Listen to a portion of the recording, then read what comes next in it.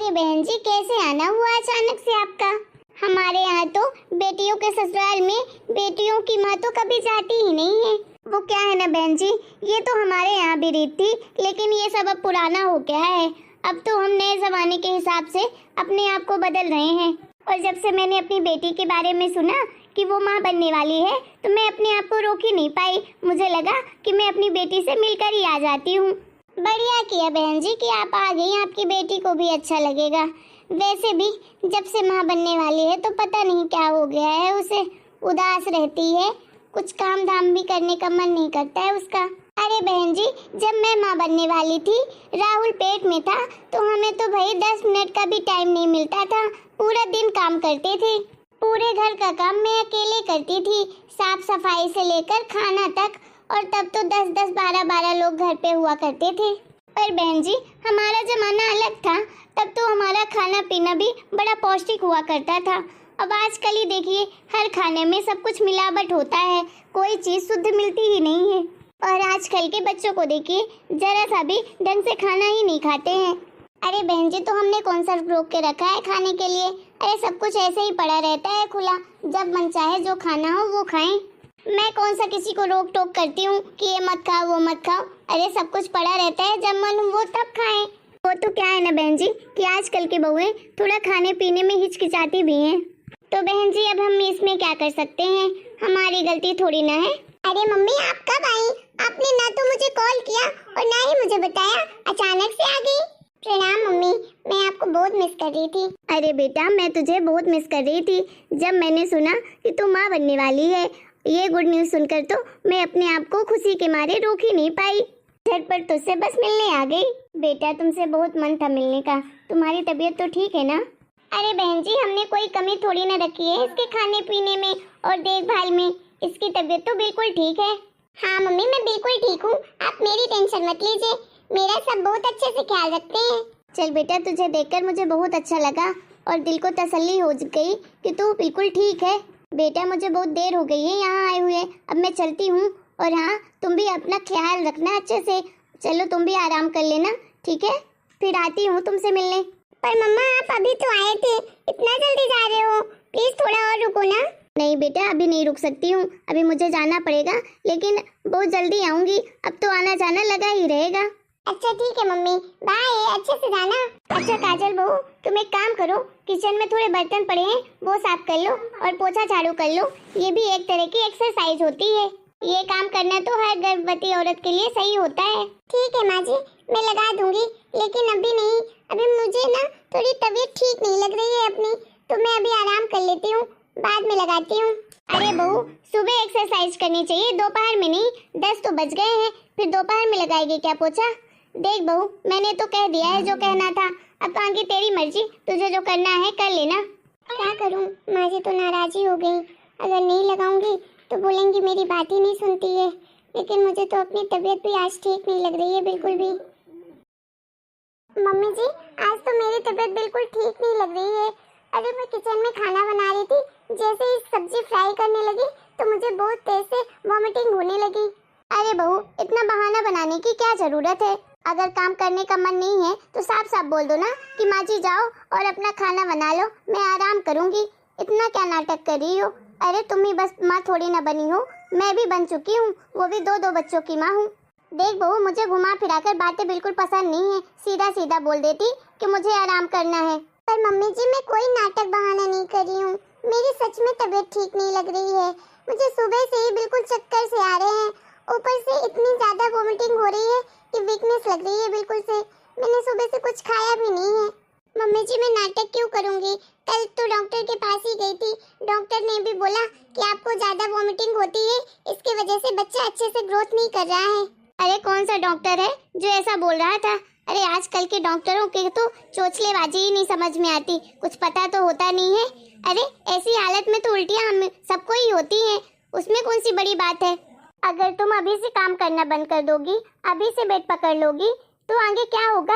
अरे अभी तो दूसरा महीना चल रहा है, अभी तो 6-7 महीने बचे हैं डिलीवरी के लिए। अरे बहू, मेरे घुटने में तो बहुत तेज दर्द है, मैं तो खड़ी भी नहीं हो पा रही हूँ और मैं कोई काम नहीं कर सकती। और लेकिन माँ जी खाना।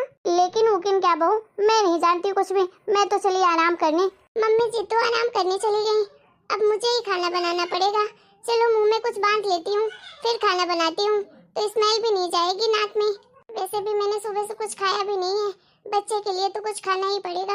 अरे बहू, सुबह के 10 बज गए हैं, अभी तक तुम्हारी मॉर्निंग नहीं हुई क्या? सॉरी मम्मी जी, वो क्या है ना कि रात भर मैं आज सो नहीं पाई थी, पेट में बहुत ज्यादा दर्द हो रहा था, इसलिए अब सुबह टाइम थोड़ा सा आराम मिला, इसलिए अचानक से नींद लग गई, तो नींद ही नहीं खुली। अरे सुबह के 10 बज गए हैं और तू बोल रही है कि नींद लग गई। अरे तुझे पता है ना कि मुझे सुबह सुबह नाश्ता करना पसंद है और चाय मुझे 8 बजे से पहले ही चाहिए होती है, और आज तो 10 बज गए, अभी तक नहीं मिली मुझे। अभी मैं अपने बेटे को कॉल करती हूँ, बताती हूँ तेरे बारे में, इस टाइम पे तेरे नखरे बहुत बढ़ गए हैं। नहीं मम्मी जी, राहुल जी को कॉल मत करिए, वो ऑलरेडी ऑफिस के काम से बहुत परेशान रहते हैं। मैं अभी उठकर जल्दी से आपके लिए नाश्ता बना देती हूँ। अरे कल के कपड़े पड़े हुए हैं वॉशिंग मशीन में, उसे कौन धुलेगा? पर मम्मी जी, मैंने तो सर्फ डाल ही दिया था वॉशिंग मशीन में, बस उसे चालू ही तो करना था, तो आपने नहीं किया क्या? अच्छा, तो मैं कपड़े साफ करूँ, मैं मशीन चलाऊँ? अरे बहू, तुम्हारा बस चले तो तुम तो हर काम मुझसे ही करवाओ। नहीं माँ जी, ऐसी बात नहीं है, आप चलिए, मैं अभी आपके लिए नाश्ता बना देती हूँ, उसके बाद मैं कपड़े भी साफ कर दूंगी, ठीक है? एक तो इतना मुश्किल टाइम चल रहा है, ऊपर से मम्मी जी समझने की कोशिश भी नहीं करती हैं, और ऊपर से मेरा ये दर्द और उल्टियाँ, इससे तो परेशानी हो गई हूँ, कभी भी स्टार्ट हो जाती है। बहू, मैंने तो तुझे सिर्फ पाव भाजी बनाने के लिए बोला था, तो तूने ये अलग से ये खीर क्यों बनाई? मेरा तो वैसे भी ये खीर और खाने का मन ही नहीं था। वो मम्मी जी, मेरा बहुत दिन से खीर खाने का मन कर रहा था, इसलिए मैंने खीर बनाई थी अपने लिए। वैसे भी मम्मी जी, मैंने तो सुना है कि प्रेगनेंसी में जो मन करे वो खा लेना चाहिए, नहीं तो बच्चा जो होता है वो चटोरा पैदा होता है। अरे बहू, ये तो कहने सुनने की बातें होती हैं, ऐसा कुछ नहीं होता है। ये बोल कि तेरा खाने का मन था इसलिए तूने बनाई है और बच्चे का बहाना बना रही है। अरे तुझे पता भी है कि दूध इस टाइम पर कितना महंगा हो गया है। सॉरी मम्मी जी, मैंने इस टाइम से नहीं बनाऊंगी। देख बहू, जब से तू माँ बनने वाली है ना, तो तेरा कुछ न कुछ खाने का मन ही करता रहता है, जब देखो ये खाना है वो खाना है। अरे कितने खर्चे होते हैं पैसों के, कोई लिमिट है? मेरा बेटा इतना मेहनत करके कमाता है और तुझे तो बस घर में बैठकर खाना है। अरे मासी, अब क्यों मुंह फुला के बैठी हो? अरे बहुत बहुत बधाई हो, अब तो आप दादी बनने वाली हो। अरे नहीं बेटी, मैं उदास नहीं हूँ, मैं तो बहुत खुश हूँ, मैं दादी जो बनने वाली हूँ पोते की। अरे वाह मासी, आपको कैसे पता कि आपको पोता ही होने वाला है? अरे बेटी, मुझे तो सब पता है कि मुझे तो पोता ही होगा, क्योंकि मैंने तो ठाकुर जी से अपने मन्नत मांगी है कि पूरे 16 नारियल चढ़ाऊंगी उनको और 10 किलो लड्डू भी चढ़ाऊंगी। पोता ही होगा, देख लेना तू। और अगर पोती हो गई तो मासी, देखो ऐसा नहीं बोलते हैं, चाहे पोता हो चाहे पोती हो, जो भी होगा वो आपका ही तो होगा। आजकल तो देख ही रही हो मासी, दुनिया कहाँ से कहाँ चली गई, बेटी और बेटे में कोई फर्क नहीं करता है अब। अरे बिटिया, ये सब तो कहने वाली बातें होती हैं, और हमें तो पोता ही चाहिए। अरे हमारी सेवा भी तो पोता ही करेगा, लड़का ही माँ बाप की सेवा करता है और दादी दादे का। अरे हमारे कुल को भी आगे वही बढ़ाएगा। अरे मासी, आप भी ना पता नहीं कैसी बातें करती हो। अरे आप ही बताओ, कमला मासी के तो 3 बेटे हैं और 3 बहुएं भी हैं, लेकिन उन्हें एक गिलास पानी देने वाला कोई नहीं है। अरे 3 बेटों में कोई उनको खाना तक नहीं देता है, घर से निकाल दिया उनको, एक झोपड़ी बनाकर बाहर रहती हैं। अरे कमला मासी से जाकर आप पूछना, उनकी हालत तो वही जानती हैं। वो तो बोलती हैं कि मुझे इससे अच्छा 3 बेटों की जगह एक बेटी हो जाती कम से कम। और तो और रीना दीदी भी बोलती हैं कि मेरे भैया भाभी तो मेरी माँ की जरा सी सेवा नहीं करते हैं, उन्हें खाना तक नहीं देते हैं, उनको तो तबीयत भी हमेशा खराब रहती है उनके माँ बाप की, जितना भी कुछ करती हैं बस रीना दीदी ही करती हैं। अरे बिटिया, तो मैंने कब कहा कि लड़की होना जरूरी नहीं है? अरे जिसको लड़की चाहिए तो हो जाए उनके पास, हमें तो नहीं चाहिए, हमें तो पोता ही चाहिए। और हमारा बेटा ऐसा नहीं है, हमारा बेटा तो खूब सेवा करेगा हमारी। और जो तू कमला की बात कर रही है, तो खोट तो कमला में ही है, इसीलिए उसकी बहुएं खाना नहीं देती हैं और ना ही उसके बेटे देते हैं, घर से निकाल दिया है। अरे वो तो बस बोलती रहती है। अरे मेरे बेटे को देख, कभी मेरे सामने 2 ऊंची आवाज में बात तक नहीं करता है। अरे पहले से लगाम लगानी चाहिए ना अपने बच्चों पर। देख, मुझे तो पोता चाहिए, और बेटा मेरा अच्छे संस्कार अगर देगा अपने बच्चों को तो वो भी उसकी सेवा करेंगे, जैसे मेरी सेवा मेरा बेटा करेगा। नहीं तो वो जाने उसका बुढ़ापा जाने, मैं क्या जा बताऊं अभी से। बस मैंने तो ठाकुर जी से पोता ही मांगा है कि पहला तो मुझे पोता ही चाहिए। मम्मी जी खाना खा लीजिए, खाना बन गया है। अरे भाभी आपकी तबीयत कैसी है और खाना आपने बनाया? अरे मौसी आप क्या करती हो, भाभी से काम करवाती हो क्या? भाभी इस हालत में आपको काम करना ठीक नहीं है। अरे मैं क्यों करूँगी काम, मेरी बहू है ना काम करने के लिए। अरे इस हालत में तो और ज्यादा काम करना चाहिए, इससे तो एक्सरसाइज भी होती रहती है, थोड़ा चलने फिरने से पेट भी सही रहता है और खाना वाना भी पचता है, भूख लगती है ज्यादा तो बच्चे के सेहत में अच्छा असर पड़ता है। मैं तो ठीक हूँ दीदी, आप बताइए कैसी हैं? अरे मासी आप भी ना पता नहीं क्या बातें करती रहती हो। अरे ऐसा कुछ नहीं होता है। अरे जब राज मेरे पेट में था ना तो मैंने भी बहुत एक्सरसाइज की थी। अरे सारे घर का काम करती थी, 15-15 लोग का खाना बनाती, पोछा झाड़ू से बर्तन सब कुछ करती थी, लेकिन फिर भी मेरा राज तो ऑपरेशन से हुआ था, नॉर्मल नहीं हुआ था। अरे ये सब कहने की बातें हैं, आजकल के चोचले हैं। अरे हमारे जमाने में तो सब बहुत काम करती थी और नॉर्मल डिलीवरी होती थी सबकी। देखो बहू इसकी बातों पर ध्यान मत देना, तुम्हें तो खूब काम करना पड़ेगा।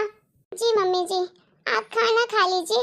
अरे मासी ये सब तो आप भी जानती हो कि काम करने से बच्चे पर बुरा असर पड़ता है। अरे अच्छे से उसकी ग्रोथ नहीं हो पाती है, कमजोर होता है बच्चा, और तो और माँ को भी बहुत कमजोरी आ जाती है इतना काम करने पर। अरे बिटिया मुझे सब पता है, तू मुझे मत बता। अरे अगर ये बैठ जाएगी घर में तो काम कौन करेगा घर का? अरे अब तो ये सब चोचले हैं, पहले तो हमने भी इतना काम किया है और 2-2 बच्चों को पाला है। और मासी मेरी मम्मी ने बताया था कि आपके 2-3 बच्चे और थे जो 2-2 साल 1-1 साल में ही खत्म हो गए थे, वो भी कुपोषण के कारण। अरे बिटिया कह तो तू सही रही है, तेरी माँ ने सही कहा है। मेरे 3-3 बच्चे और थे जो कि बचपन में ही खत्म हो गए थे।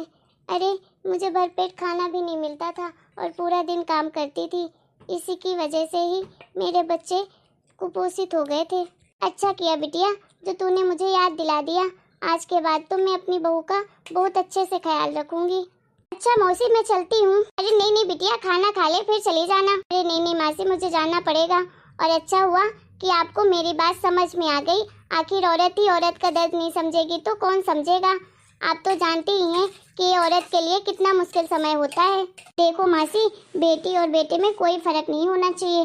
अरे दोनों ही अपनी माँ के बच्चे होते हैं, माँ को तो दोनों ही प्यारे होते हैं। अरे आपके भी तो बच्चे हैं, आपको तो भी तो अपनी बेटियाँ और बेटे दोनों प्यारे थे ना। सही कह रही है बेटी, मुझे इस बात को समझना चाहिए, मैं भी तो एक बेटी हूँ पहले, उसके बाद औरत बनी हूँ। चलो मासी अब मैं चलती हूँ, घर में सब इंतजार कर रहे होंगे मेरा। मैं आशा करती हूँ कि आप लोगों को हमारी ये स्टोरी जरूर पसंद आई होगी और इससे कुछ सीख भी मिली होगी सासू को।